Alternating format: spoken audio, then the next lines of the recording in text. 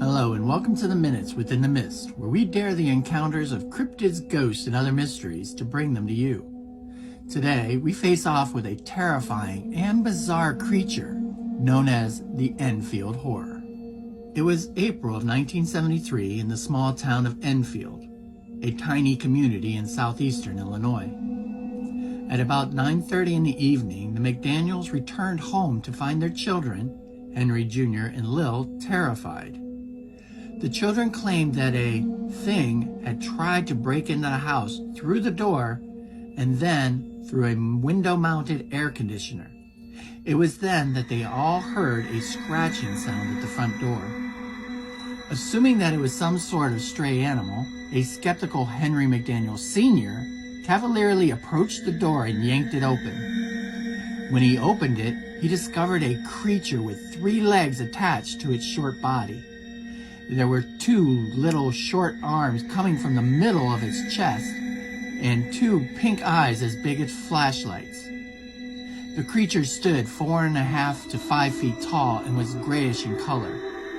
It seemed to be attempting to try and get into the home. McDaniel slammed the door and quickly retrieved a pistol. When he reopened the front door, he immediately opened fire. The wounded creature was not affected except that it hissed like a wildcat and raced off, covering 75 feet within 3 jumps.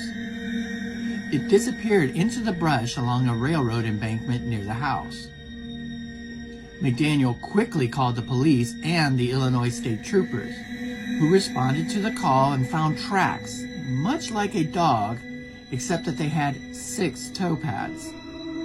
The tracks were measured, and 2 of them were 4 inches across, with the 3rd leg being slightly smaller.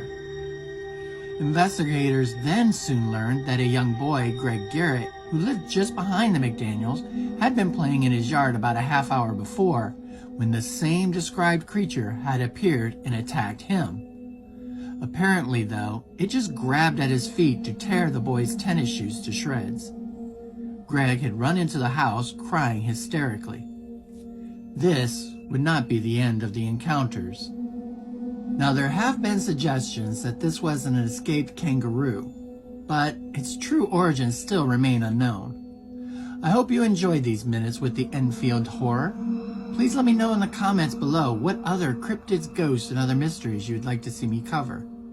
But until then, watch out what's on the other side of your door and remain constantly curious.